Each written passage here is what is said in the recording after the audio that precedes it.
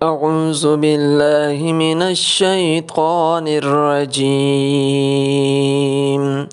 بسم الله الرحمن الرحيم.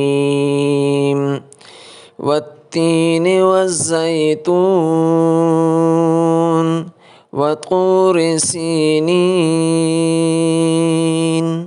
وهذا البلد الأمين. لقد خلقنا الإنسان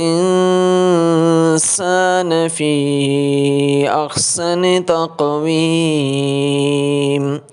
ثم رددناه أسفل سافلين إلا الذين آمنوا وعملوا الصالحات فلهم أجر غير ممنون. فما يكذبك بعد بالدين؟ أليس الله بأحكم الحاكمين؟